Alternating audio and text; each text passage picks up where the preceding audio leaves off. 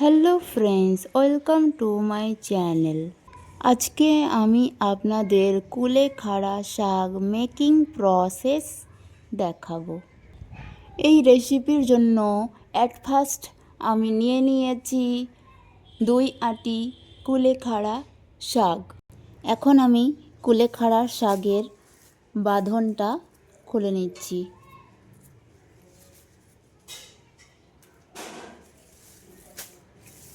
শাকগুলো অনেক তরতাজা।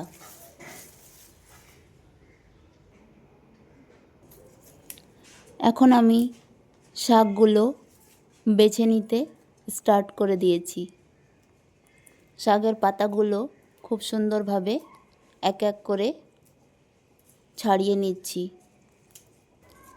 শাকের ডাঁটাগুলো একদম আলাদা করে দিচ্ছি।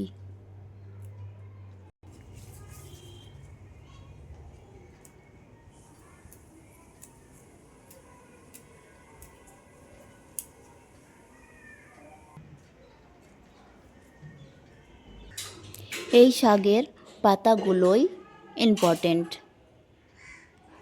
তাই শুধু পাতাগুলোই খুব সুন্দরভাবে বেছে নিয়েছি। ডাঁটাগুলো রিজেক্টেড, তাই ফেলে দিয়েছি। এবারে বটির সাহায্যে শাকের পাতাগুলো কুচিয়ে নিচ্ছি। খুব সরু সরু করে কেটে নিচ্ছি।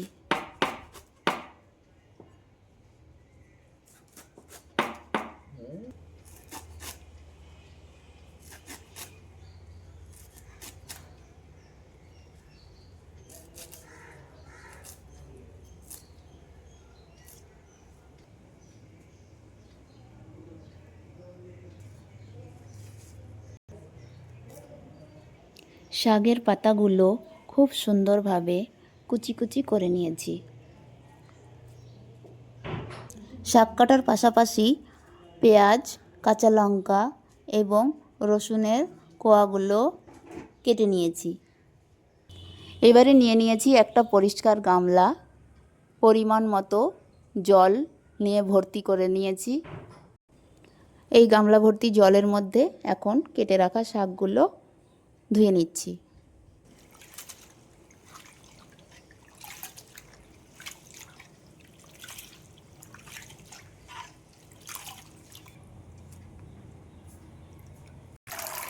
শাকগুলো আবার দ্বিতীয়বার পরিষ্কার জল দিয়ে ধুয়ে নিচ্ছি।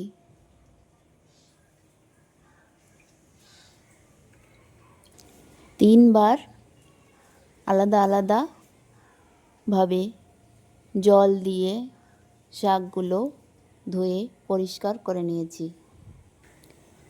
শাকগুলো একটা পরিষ্কার পাত্রে তুলে নিয়েছি।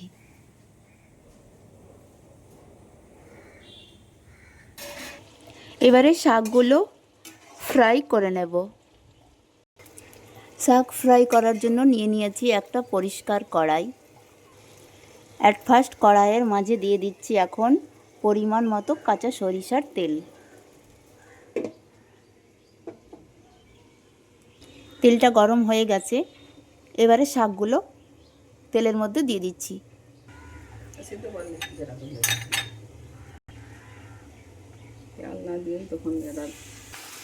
শাকগুলো কড়াইয়ের মধ্যে দেওয়া হয়ে গেছে, এবারে দিয়ে দিচ্ছি পরিমাণ মতো লবণ এবং হলুদ গুঁড়ো।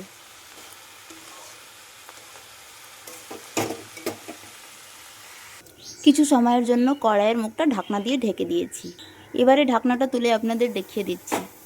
শাকটা পারফেক্টলি সেদ্ধ হয়ে গেছে।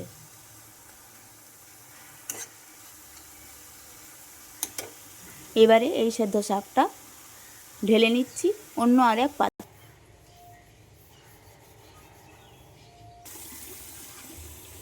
শাক সেদ্ধ করে নিয়েছি। এবারে শাকটা ফোড়ন দিয়ে ফ্রাই করার জন্য নিয়ে নিয়েছি পরিষ্কার ফ্রাইং প্যান। দিয়ে দিচ্ছি পরিমাণ মতো কাঁচা সরিষার তেল।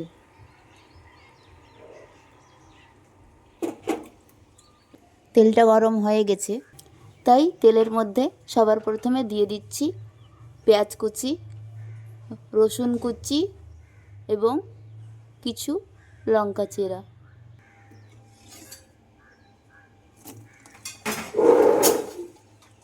পেঁয়াজ রসুন লঙ্কার ফোড়নগুলো হালকা ব্রাউন হয়ে এসেছে, এই জন্য আগে থেকে সেদ্ধ করা শাকগুলো এখন ফোড়নের মধ্যে দিয়ে দিচ্ছি।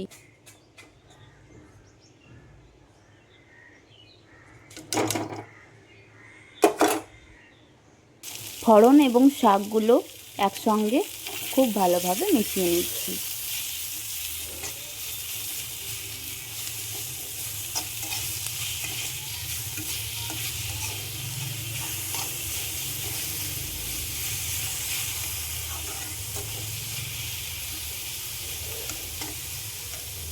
কিছু সময়ের জন্য শাকগুলো ঢাকনা দিয়ে ঢেকে দিচ্ছি। এবারে ঢাকনাটা তুলে নিচ্ছি। শাকগুলো পারফেক্টলি ফ্রাই হয়ে গেছে। শাকগুলো পারফেক্টলি ফ্রাই করা হয়ে গেছে। এবারে ঢেলে নিচ্ছি অন্য আর এক পাত্রে।